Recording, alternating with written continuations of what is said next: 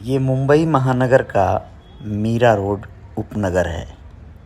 एक शानदार सा बहुत ही अलग तरह का स्टेशन, जिसके ईस्ट में यानी पूर्व में बहुत घनी आबादी है, लेकिन पश्चिम में बिल्कुल शांत माहौल, खाली सा सन्नाटा, दूर तक पसरा हुआ भूभाग। दोस्तों, मीरा रोड में हर धर्म को मानने वाले लोग रहते हैं। हिंदू, मुस्लिम, साउथ इंडियन और गुजराती, हर तरह के लोग हैं, हर प्रांत से आए हुए लोग हैं। इसलिए तो दिल से कहते हैं आई लव मीरा रोड। लेकिन मीरा रोड को न जाने क्या हो गया है, यहाँ की सौहार्दता को, यहाँ की एकता को न जाने किसकी नज़र लग गई है। इन दिनों यहाँ पर हर धर्म के लोग एक दूसरे को शंका भरी नज़रों से देख रहे हैं। बड़ा संदेह हो रहा है। मीरा रोड स्टेशन की तरफ की ये झलकियाँ हैं। यहीं से एक सड़क निकलती है जो नया नगर की तरफ जाती है, लेकिन नया नगर की तरफ जाने वाली सड़क वैसे तो अब आवाजाही के लिए खोल दी गई है, लेकिन यहाँ पर कल तक या अभी कुछ ही दिनों पहले तक पुलिस का घना पहरा था। यहाँ से बैरिकेड करके किसी को भी प्रवेश करने नहीं दिया जा रहा था। क्यों ये सब हुआ?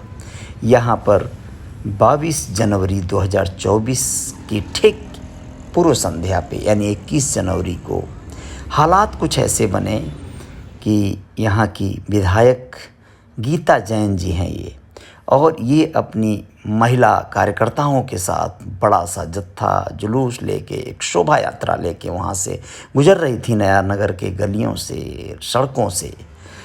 इस मीरा भाईंदर के नगर को न जाने किसकी नज़र लग गई। यहाँ पर कहने को तो इनके तरफ से ये तर्क हैं कि कुछ लोगों ने, कुछ धर्म विशेष के लोगों ने इनकी शोभा यात्रा को खलंग डाला, लेकिन उन लोगों का कहना ये है कि उनके ही मस्जिद के सामने से, धर्मस्थलों के सामने से उन्हें उकसाने का कार्य किया गया। यह आरोप प्रत्यारोप का दौर है, एक दूसरे पर लगाया जा रहा है। ऐसे में आप लोगों को बताना चाहूँगा कि राजनीतिक सरगर्मियों को और हवा देने का कार्य राजनीतिज्ञ अक्सर करते आए हैं, करते रहे हैं। गीता जैन जी के बारे में बताना चाहूँगा, इनके ऊपर कई विवादास्पद इस तरह के मामले लग चुके हैं। ये म्युनिसिपल कॉरपोरेशन मीरा भाईंदर के एक इंजीनियर को थप्पड़ मारी थी 2023 में ही। यह वीडियो बहुत वायरल हुई थी, सुर्खियों में ये आई थी, और इस तरह नहीं करना चाहिए था, ऐसा बहुत सारे लोगों का अपना तर्क था। लेकिन फिर भी नेताओं की अपनी साख होती है, एक अपनी धाक होती है, धमक होती है। गीता जैन बहुत विख्यात महिला हैं, निर्दल विधायक बनी थी यह। बाद में यह शिवसेना में आई कुछ समय के लिए, फिर भारतीय जनता पार्टी में आ गई 2022 में जुलाई महीने में। तो कुल मिला जुला कर ये तभी से भाजपा का राजनीति कर रही हैं।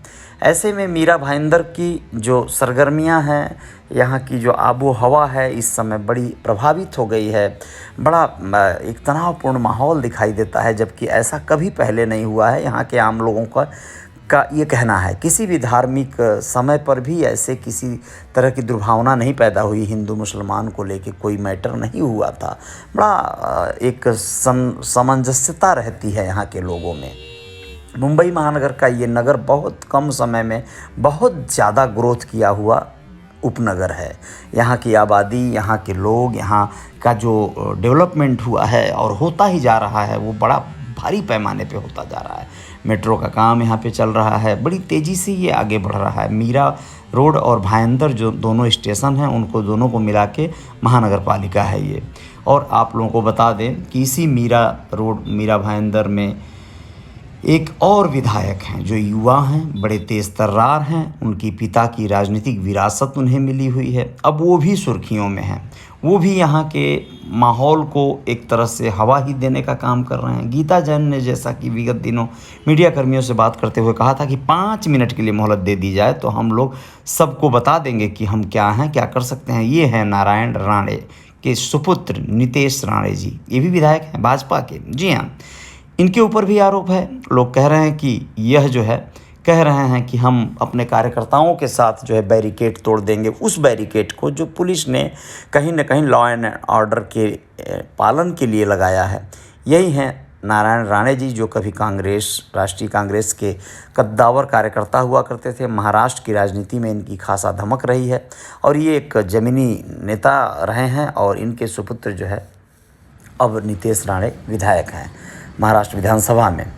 और इस तरह से देखिए यहाँ पे अलग अलग धर्मों का बड़ा एक अच्छा एक सामंजस्य नज़र आता है। मीरा रोड का ये इलाका है, लेकिन इन सब के बावजूद यहाँ पर जो है ये हालात पैदा करने वाले आखिर कौन वो लोग जिम्मेदार हैं?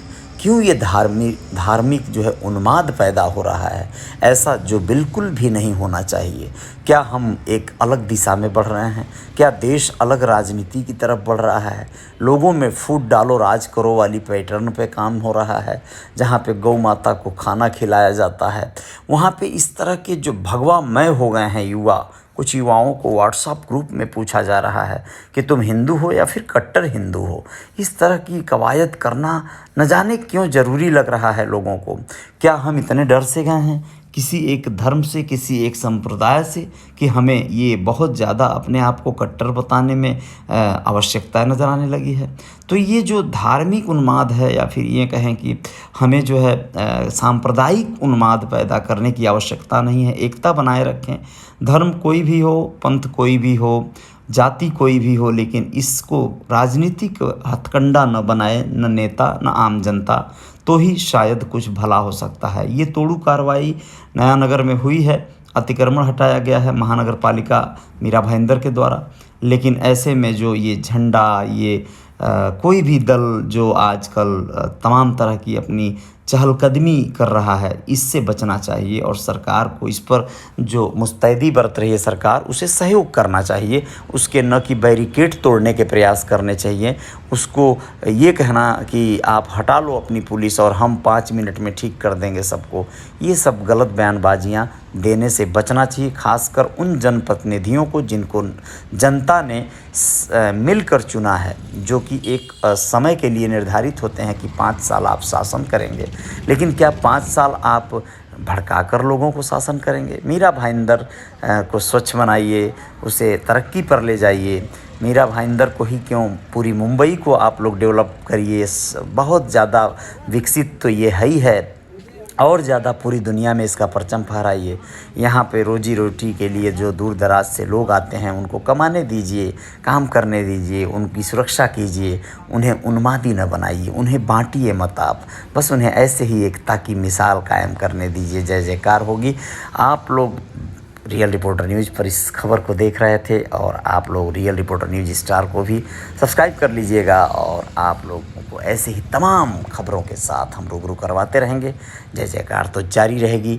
स्वच्छ हमारा परिसर हो, हमारा शानदार देश हो, हमारे शानदार शहर, हमारे गाँव, मतलब कितना आनंद आएगा कि ज़्यादा रोजी रोटी। देखिए आज झंडारोहण लोगों ने किया है सोसाइटियों में, छोटे छोटे ग्रुप बनाकर किस तरह से आज गणतंत्र दिवस पे ध्वजारोहण किया गया है, मिठाइयाँ बांटी गई हैं, एक दूसरे को शुभकामनाएँ दी गई हैं।